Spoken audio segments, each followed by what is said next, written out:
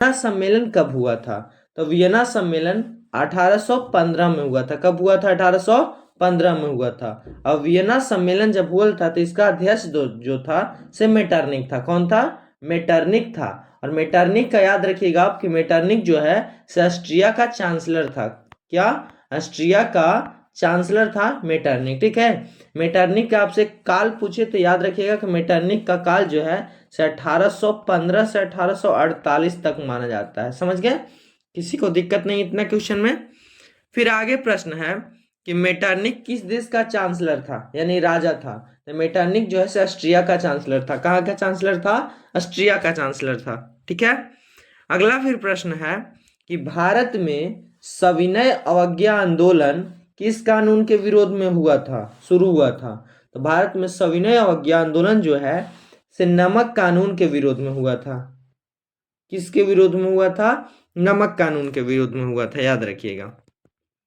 फिर आगे प्रश्न है कि जालियांवाला बाग हत्याकांड कहाँ हुआ था? तो जालियांवाला बाग हत्याकांड अमृतसर में हुआ था। अमृतसर कहाँ है? पंजाब में है। ठीक है, पंजाब में है। ठीक है। फिर आगे प्रश्न है कि गांधी जी ने असहयोग आंदोलन क्यों वापस ले लिया? तो गांधी जी जो थे तो चौरी चौरा घटना होने के कारण, ठीक है, चौरी चौरा एक पुलिस थाना का नाम है जहां पर ब्रिटिश पुलिसकर्मी रहते थे और सभी भारतवासी जो है, आंदोलनकारी जो है से हिंसा नहीं कर रहे थे, फिर भी इन्होंने, पुलिसकर्मी ने लाठी चला दिया जिसके कारण पूरे पुलिस थाना को ही इन्होंने आग लगा दिया और गांधी जी हिंसा होने के कारण आंदोलन को वापस ले लिए थे। ठीक है। और यह घटना 4 फरवरी 1922 का है। कहीं कहीं 5 फरवरी भी दिया जाता है। ठीक है।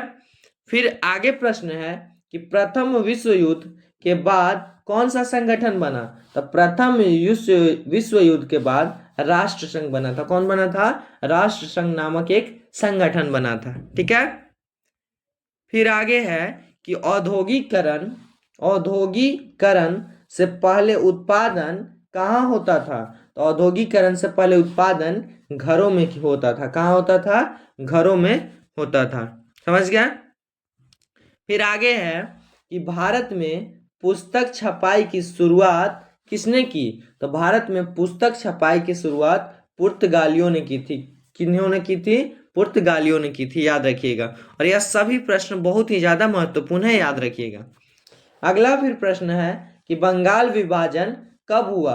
तो बंगाल विभाजन आपका 1905 ईस्वी में हुआ था। कब हुआ था? 1905 ईस्वी में हुआ था। समझ गया? फिर आगे है कि स्वदेशी आंदोलन किससे संबंधित था? तो स्वदेशी आंदोलन विदेशी वस्तुओं के बहिष्कार से संबंधित था। किससे? यानी स्वदेशी वस्तुओं को अपनाना, जो भी अपने देश का वस्तु है उसको अपनाना और विदेशी वस्तुओं को त्याग देना। तो विदेशी वस्तुओं के बहिष्कार से संबंधित था स्वदेशी आंदोलन। समझ गए? आगे फिर क्वेश्चन है कि मिट्टी अपरदन का मुख्य कारण क्या है? तो मिट्टी अपरदन का जो मुख्य कारण है से वनों की कटाई है, पेड़ों का कटाई है। अगर हम वृक्षारोपण करेंगे तो मिट्टी का अपरदन जो है, मिट्टी का कटाव जो है कम से कम होगा। ठीक है। फिर आगे है कि काली मिट्टी किस फसल के लिए उपयुक्त है? तो काली मिट्टी कपास के लिए उपयुक्त है। ठीक है। सबसे ज्यादा जो काली मिट्टी है कपास के लिए उपयोगी है। और यहाँ से एक और क्वेश्चन पूछता है कि काली मिट्टी का दूसरा नाम क्या है? तो काली मिट्टी का दूसरा नाम रेगुर मिट्टी है। कौन सा? रेगुर मिट्टी। मिट्टी के जगह पे कहीं कहीं मृदा भी बोल दिया जाता है, तो मृदा संस्कृत में इसको कहा जाता है। ठीक है। फिर आगे है कि भारत में सबसे अधिक वर्षा कहाँ होती है? तो भारत में सबसे अधिक वर्षा मेघालय में होती है और मेघालय के मासिन राम में होती है। कहाँ? मासिन राम में होती है। समझ गए? किसी को दिक्कत नहीं है? फिर आगे है कि सिंचाई का मुख्य साधन क्या है? तो सिंचाई का मुख्य साधन ऑप्शन के हिसाब से जो आपको दिखे नहर हो जाएगा यहाँ पर। ठीक है। फिर आगे है कि पवन ऊर्जा किस प्रकार की ऊर्जा है? तो पवन ऊर्जा एक नवीकरणीय ऊर्जा है। नवीकरणीय ऊर्जा है एक प्रकार का पवन ऊर्जा। समझ गए? फिर आगे है कि सबसे अधिक लौह अयस्क उत्पादक राज्य कौन सा है? तो सबसे अधिक लौह अयस्क उत्पादक राज्य ओडिशा है। कौन है? ओडिशा है, याद रखिएगा। फिर आगे है कि राष्ट्रीय जल मार्ग संख्या 1 किस नदी पर है? राष्ट्रीय जल मार्ग संख्या 1 किस नदी पर है? तो यह गंगा नदी पर है। किस नदी पर है? गंगा नदी पर है। ठीक है। फिर आगे है कि कृषि में रबी फसल कब काटी जाती है? तो कृषि में रबी फसल मार्च अप्रैल तक काट ली जाती है। कब काट ली जाती है? मार्च अप्रैल तक काट ली जाती है। फिर अगला प्रश्न है कि भारत का सबसे बड़ा बंदरगाह कौन सा है? तो भारत का सबसे बड़ा बंदरगाह मुंबई है। कौन है? मुंबई है, याद रखिएगा आप लोग। फिर आगे प्रश्न है कि जैविक खेती में किसका प्रयोग नहीं होता है? तो जैविक खेती जो है तो उसमें उर्वरक का प्रयोग नहीं होता है। याद रखिएगा आप लोग, खाद और उर्वरक में अंतर होता है। ठीक है, खाद और उर्वरक में अंतर होता है। उर्वरक जो है तो जो भी रासायनिक प्रक्रिया यानी लैब द्वारा बनाया जाता है उसको उर्वरक बोला जाता है। और खाद जो है से पुराने यानी अपघटन किया गया वस्तु, जो भी मतलब मान वगैरह हो गया, गोबर हो गया, यह सब जो है तो क्या हो जाएगा? खाद हो जाएगा। तो खाद जैविक खेती में उर्वरक का प्रयोग नहीं किया जाता है। समझ में आ रहा है? सारा क्वेश्चन आपको समझ में आ रहा है? फिर आगे चलते हैं। आगे प्रश्न है कि लोकतंत्र की सबसे बड़ी विशेषता क्या है? तो लोकतंत्र की सबसे बड़ी विशेषता जनता की भागीदारी है। क्या है? जनता की भागीदारी है, लोकतंत्र की सबसे बड़ी विशेषता है। ठीक है, और इसमें सभी जनता को समानता का भी अधिकार मिलता है। समझ गया? समानता का भी अधिकार मिलता है। आगे है कि संघीय व्यवस्था में शक्तियां कैसे बटी होती है? तो संघीय व्यवस्था में शक्तियां जो है सो 2 पार्ट में बटी होती है, एक ठो केंद्र और एक ठो राज्य। कौन कौन? केंद्र और राज्य, सेंट्रल और स्टेट। फिर आगे है कि ग्राम सभा में कौन शामिल होते हैं? तो ग्राम सभा में गांव के सभी वयस्क लोग शामिल होते हैं। ठीक है, इसको भी देख लीजिएगा ऑप्शन के अनुसार। फिर आगे है कि राजनीतिक दलों का मुख्य उद्देश्य क्या है? तो राजनीतिक दलों का मुख्य उद्देश्य ही होता है कि अपना सत्ता बने, यानी सत्ता प्राप्त करना ही राजनीतिक दलों का मुख्य उद्देश्य होता है। ठीक है। आगे फिर प्रश्न है कि भारत में चुनाव आयोग कब स्थापित हुआ, यानी इलेक्शन कमीशन जो है से कब स्थापित हुआ? तो भारत में चुनाव आयोग 1950 ईस्वी में स्थापित हुआ। कब स्थापित हुआ? 1950 ईस्वी में स्थापित हुआ। ठीक है ना। फिर आगे है कि धर्मनिरपेक्ष राज्य का अर्थ क्या है? तो धर्मनिरपेक्ष राज्य का अर्थ जो है कि सभी धर्मों को समान मानना, यानी कोई भी भाषा अलग नहीं है। कोई भी आप राज्य के अंदर रखकर कोई सा भी भाषा मान सकते हैं। समझ गए? फिर अगला प्रश्न है कि संविधान का संरक्षक कौन है? तो संविधान का जो सबसे बड़ा जो संरक्षक है सर्वोच्च न्यायालय है, यानी सुप्रीम कोर्ट है। ठीक है, SC। समझ गए? फिर अगला प्रश्न है कि लोकसभा के सदस्यों का कार्यकाल कितना होता है? तो लोकसभा के सभी सदस्यों का कार्यकाल 5 वर्षों का होता है। कितने वर्षों का होता है? 5 वर्षों का होता है। फिर अगला प्रश्न है कि विपक्ष की भूमिका क्या होती है? तो विपक्ष की जो भूमिका है, जो सरकार होता है यानी पक्ष पार्टी होता है, उसकी आलोचना करना होता है, जिससे लोकतंत्र और भी मजबूत होता है। ठीक है, मतलब जिस पार्टी का सरकार बना है वह कोई काम कर रहा है कि नहीं कर रहा है, इस पे ध्यान रखता है कौन? विपक्ष रखता है। समझ गया ना। विपक्ष जो होता है से हारा हुआ पार्टी होता है, मतलब ऐसा नहीं कि पूर्ण सीट उसको हार गया है, यानी उसका सरकार नहीं बनता है बस। समझ गए? फिर आगे है कि लोकतंत्र में अंतिम शक्ति किसके पास होती है? तो लोकतंत्र में अंतिम शक्ति जो है से जनता के पास होती है। किसके पास होती है? जनता के पास होती है। यह सभी क्वेश्चन आप याद रखिएगा, बहुत ही ज्यादा महत्वपूर्ण है। फिर आगे है इकोनॉमिक्स से प्रश्न कि प्रति व्यक्ति आय किसका संकेत है? तो प्रति व्यक्ति आय जो है से औसत आय का संकेत है। किसका? औसत आय का संकेत है, एवरेज इनकम का संकेत है। फिर अगला प्रश्न है कि विकास का सामाजिक संकेतक कौन सा है? तो विकास का सामाजिक संकेतक जो है साक्षरता दर है। कौन है? साक्षरता दर। साक्षरता दर आप लोग जानते हैं। फिर आगे है कि प्राथमिक क्षेत्र का उदाहरण कौन सा है? तो इसको आप ऑप्शन के हिसाब से मारिएगा। यहाँ हम बता दे रहे हैं कि कृषि जो है सिर्फ प्राथमिक क्षेत्र में आता है, समझ गए। और सेवा वाले जितने क्षेत्र हैं वे द्वितीय क्षेत्र में आते हैं, याद रखिएगा। फिर है कि तृतीय क्षेत्र में आता है। द्वितीय क्षेत्र किससे संबंधित है? द्वितीय क्षेत्र उद्योग से संबंधित है, समझ गया। द्वितीय क्षेत्र उद्योग से संबंधित है। आगे फिर प्रश्न है कि तृतीय क्षेत्र का मुख्य कार्य क्या होता है? तो सेवा प्रदान करना होता है। क्या काम होता है? सेवा प्रदान करना तृतीय क्षेत्र का मुख्य कार्य होता है, समझे। फिर है कि बैंक ऋण क्यों देती है, यानी बैंक जो है से आपको उधार क्यों देती है, आपको मतलब पैसा लोन वगैरह क्यों देती है? तो लाभ कमाने के लिए देती है। क्यों देती है? लाभ कमाने के लिए देती है। फिर है कि चेक क्या है?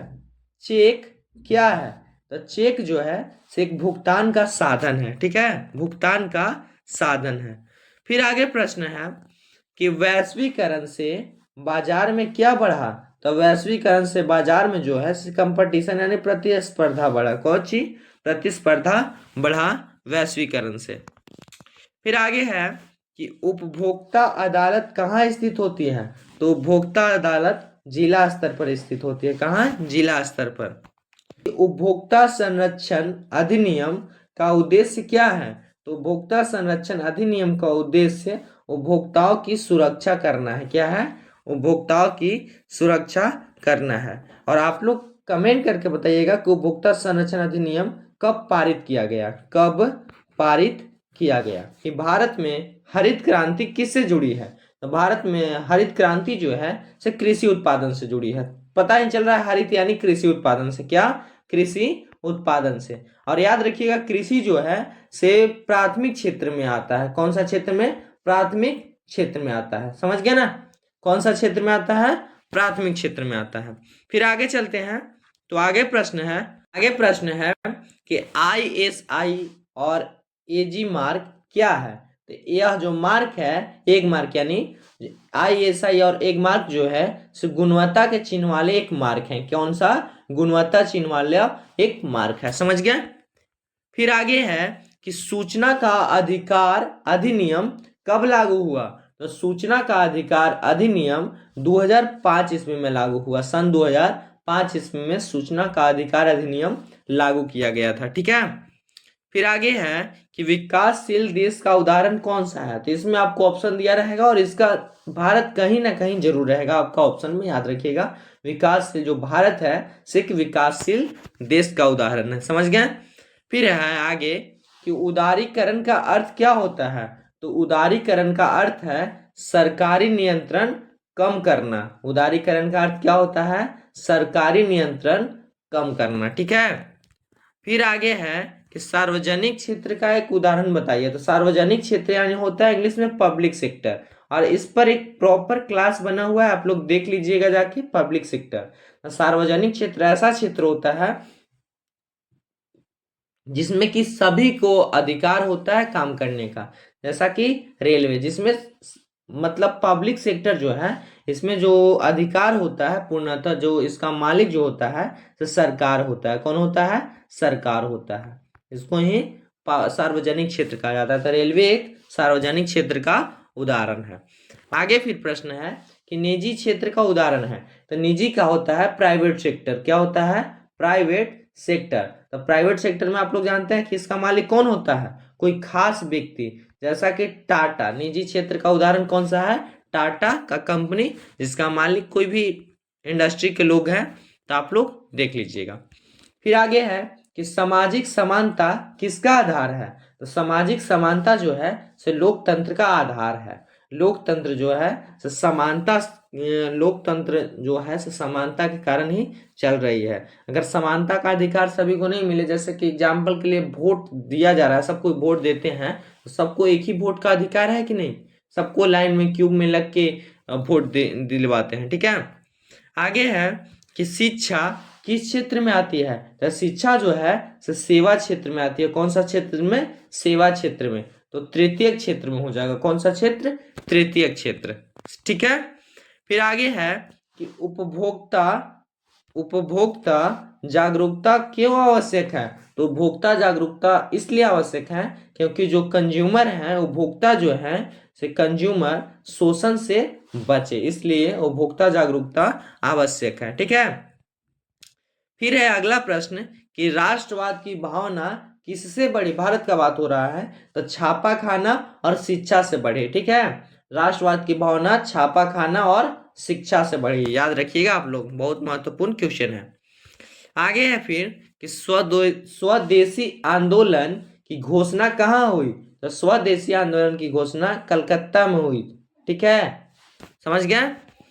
फिर आगे प्रश्न है कि भगत सिंह, सुखदेव और राजगुरु को फांसी कब दी गई? तो भगत सिंह, सुखदेव और राजगुरु को फांसी सन 1931 में दी गई थी। कब दी गई थी? 1931 में दी गई थी। और 1931 में क्या हुआ था? गांधी इरविन समझौता हुआ था। पूछेगा आपसे कि गांधी इरविन समझौता कब हुआ था? तो 1931 में हुआ था। और उन तीनों को, भगत सिंह, सुखदेव और राजगुरु को भी फांसी 1931 में मिली थी, याद रखिएगा। ठीक है।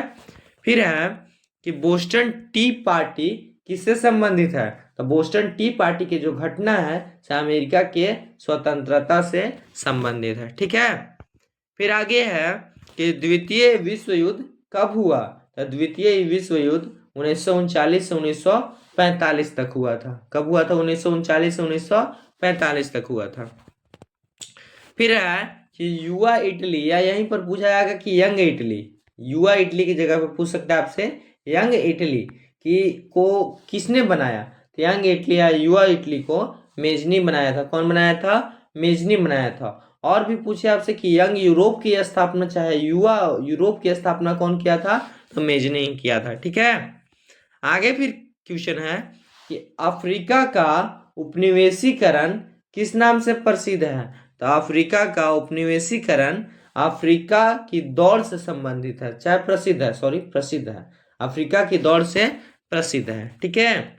फिर है अगला कि हो ची मिन किस देश से जुड़े थे? तो हो ची मिन जो है से वियतनाम से जुड़े थे। कौन सा देश से जुड़े थे? वियतनाम से जुड़े थे, याद रखिएगा। फिर आगे प्रश्न है कि भारत का संविधान कब लागू हुआ? तो भारत का संविधान आपका 26 जनवरी 1950 ईस्वी को लागू हुआ था। कब हुआ था? 26 जनवरी 1950 ईस्वी को लागू हुआ था। ठीक है। फिर आगे प्रश्न है कि भारत में सबसे विस्तृत मिट्टी कौन सी है? तो भारत में सबसे विस्तृत मिट्टी जलोढ़ मिट्टी है। कौन सा मिट्टी है? जलोढ़ मिट्टी है। ठीक है। फिर है आगे कि झूम खेती, यानी झूम की खेती कहाँ की जाती है? तो झूम की खेती पूर्वोत्तर भारत में की जाती है। इसका आंसर आप अगर राज्य दिया रहे तो राज्य के अनुसार दे सकते हैं, पूर्वोत्तर भारत दिया रहा तो ऑप्शन के अनुसार इसका आंसर दे सकते हैं आप। ठीक है ना। फिर आगे है कि तिलहन फसलों का उदाहरण है, तो इसका भी आंसर जो है आप ऑप्शन के हिसाब से दे सकते हैं। यहाँ सरसों है, सरसों आंसर है। सरसों जो है से एक प्रकार का तिलहन फसल है। ठीक है। फिर अगला प्रश्न है कि भारत में सबसे बड़ा कोयला क्षेत्र कहाँ है? तो भारत में सबसे बड़ा कोयला क्षेत्र झारखंड में है। कहाँ है? झारखंड में है। और कोयला को काला सोना भी कहा जाता है। क्या? काला सोना भी कहा जाता है। ठीक है ना। अगला प्रश्न है कि काला सोना के नाम से किसे जाना जाता है? तो काला सोना के नाम से कोयला को जाना जाता है। किसको जाना जाता है? कोयला को जाना जाता है। ठीक है। आगे फिर क्वेश्चन है कि हीरा खान कौन से राज्य में है? तो हीरा खान मध्य प्रदेश में है। कौन सा है? मध्य प्रदेश में है। फिर आगे है कि वर्षा का मापन किससे किया जाता है? तो वर्षा मापने वाले यंत्र को या मशीन को वर्षा मापी कहा जाता है। क्या कहा जाता है? वर्षा मापी कहा जाता है। फिर आगे प्रश्न है कि भारत का सबसे लंबा नहर मार्ग कौन है? तो नहर मार्ग सबसे लंबा इंदिरा गांधी नहर मार्ग है। ठीक है। आगे है कि कपास की पैदावार किस मिट्टी में होती है? तो कपास की पैदावार सबसे अधिक जो है अच्छा यानी काली मिट्टी में होती है। ठीक है। और फिर अगला प्रश्न है कि काजू किस राज्य में अधिक होता है। तो आपको अगर केरल ऑप्शन दे रहा है तो केरल को मारना है। ठीक है। क्या मारना है इसका आंसर? केरल मारना है। यहाँ महाराष्ट्र लिख दिया गया है। महाराष्ट्र अगर ऑप्शन के हिसाब से मार सकते हैं, और आपको अगर केरल दे दिया जाए तो केरल मारिएगा। ठीक है। इसका आंसर क्या हो जाएगा? काजू किस राज्य में अधिक होता है? केरल में होता है। ठीक है। संविधान सभा के अध्यक्ष कौन थे? तो संविधान सभा के अध्यक्ष जो थे तो डॉक्टर राजेंद्र प्रसाद थे। कौन थे? डॉक्टर राजेंद्र प्रसाद संविधान सभा के अध्यक्ष थे। ठीक है। फिर आगे प्रश्न है कि मौलिक अधिकार कहाँ से लिए गए थे। तो मौलिक अधिकार जो है से अमेरिका से लिए गए थे। कहाँ से लिए गए थे? अमेरिका से लिए गए थे। ठीक है। फिर आगे है कि समानता का अधिकार किस अनुच्छेद में है। तो समानता का अधिकार जो अनुच्छेद है से उसका अनुच्छेद 14 में है। कौन सा? अनुच्छेद 14 में समानता का अधिकार है। ठीक है। फिर आगे है कि आपातकाल की घोषणा कौन कर सकता है। तो आपातकाल की घोषणा राष्ट्रपति कर सकता है। कौन कर सकता है? राष्ट्रपति आपातकाल की घोषणा कर सकता है। आप लोग याद रखिएगा। और राष्ट्रपति का कार्यकाल कितने वर्षों का होता है? यह बहुत ही आसान क्वेश्चन है। इसका आंसर आप लोग कमेंट में बताइएगा। फिर आगे है कि विधायिका का मुख्य कार्य क्या होता है। विधायिका का मुख्य कार्य क्या होता है? तो विधायिका का मुख्य कार्य कानून बनाना होता है। किसका? कानून बनाना होता है विधायिका का कार्य। समझ गए? फिर आगे है कि मतदान की आयु 18 वर्ष कब की गई। तो मतदान की आयु 18 वर्ष आपका 1989 में किया गया था। कब किया गया था? 1989 में किया गया था। ठीक है। फिर आगे है कि भारत का सर्वोच्च न्यायालय यानी एससी का फुल फॉर्म होता है सुप्रीम कोर्ट कहाँ स्थित है। तो भारत का जो सर्वोच्च न्यायालय है से नई दिल्ली में स्थित है। कहाँ स्थित है? नई दिल्ली में भारत का सर्वोच्च न्यायालय स्थित है। ठीक है। फिर अगला प्रश्न है कि पंचायत चुनाव में न्यूनतम आयु कितनी होती है। तो भारत में जो पंचायत चुनाव में न्यूनतम आयु 21 वर्ष होती है। यानी मिनिमम जो आयु आपका होना चाहिए कितना? 21 वर्ष होना चाहिए, तब आप पंचायत चुनाव में खड़ा हो सकते हैं। ठीक है। फिर है कि लोकसभा की अधिकतम सीटें कितनी है। तो लोकसभा की अधिकतम सीट है जो है 552 है। कितना है? 552 लोकसभा की अधिकतम सीट है। फिर अगला प्रश्न है कि भारत में प्रथम महिला राष्ट्रपति कौन बनी। तो भारत में प्रथम महिला राष्ट्रपति प्रतिभा पाटिल बनी। कौन? प्रतिभा पाटिल बनी। और भारत के प्रथम पुरुष प्रधानमंत्री कौन थे? इसका आंसर आप लोग कमेंट करके बताइएगा। फिर आगे है कि गरीबी रेखा से नीचे रहने वाला कौन है। तो गरीबी रेखा से नीचे रहने वाला कौन है? तो जिसकी आय न्यूनतम आवश्यकताओं से कम हो वह गरीबी रेखा से भी नीचे रहने वाला है। ठीक है। जिसका आय ही नहीं है तो वह क्या कहलाएगा? गरीब ही कहलाएगा। फिर है कि जो एचडीआई होता है, एचडीआई का पूरा नाम क्या होता है? तो ह्यूमन डेवलपमेंट इंडेक्स। ठीक है। याद रखिएगा एचडीआई का पूरा नाम। या सब्जेक्टिव में 2 नंबर का भी पूछ सकता है आपसे, ऑब्जेक्टिव में भी ऑप्शन के हिसाब से पूछ सकता है। फिर है कि नकदी फसल का उदाहरण दीजिए। या इसका आंसर आप लोग ऑप्शन के हिसाब से दे सकते हैं। आपको ऑप्शन के हिसाब से इन सब का आंसर देना है। यहाँ पर गन्ना जो है से एक प्रकार का नकदी फसल है। कैसा फसल है? नकदी फसल है। ठीक है।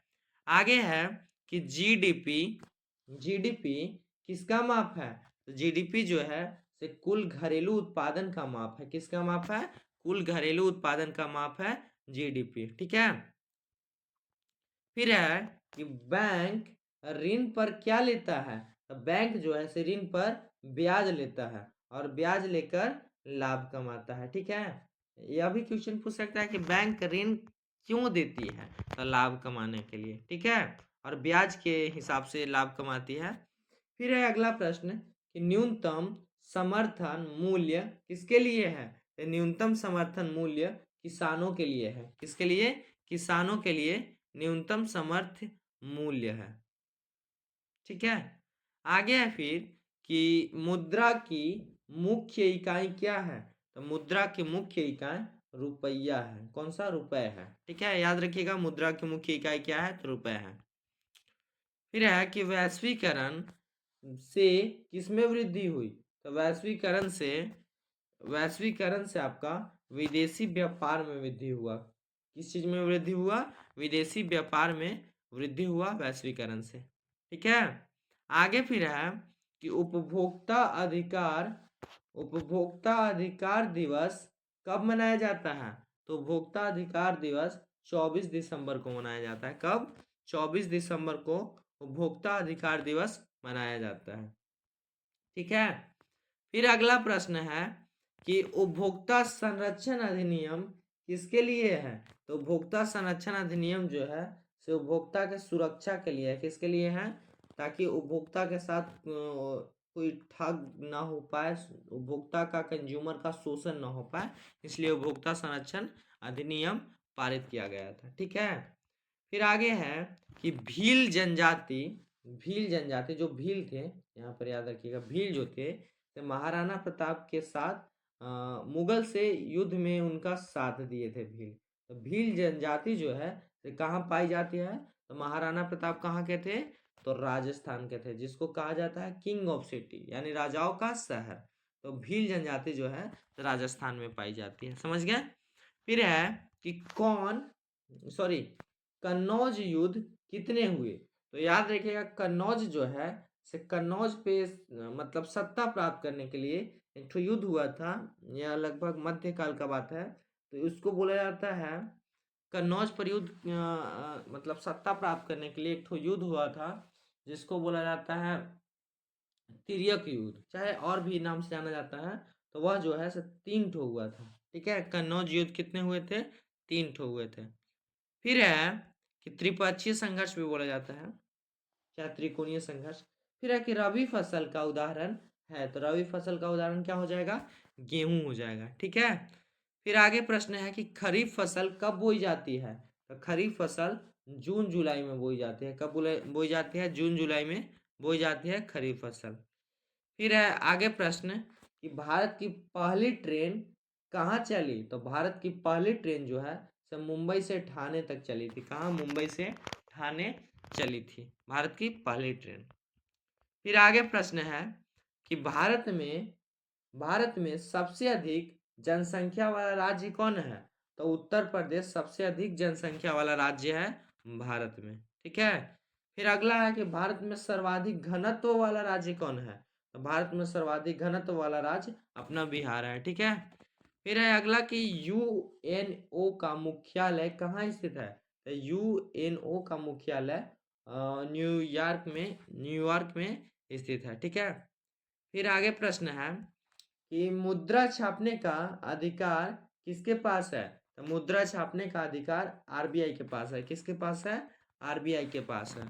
और आज का जो लास्ट प्रश्न है से है कि शिक्षा का अधिकार किस प्रकार का अधिकार है, तो शिक्षा का अधिकार आपका एक मौलिक अधिकार है। कौन सा अधिकार है, मौलिक अधिकार है। समझ गए। तो चलिए इस क्लास को हम यहीं पर बंद करते हैं, मिलते हैं अगले क्लास में, तब तक के लिए जय हिंद, जय भारत।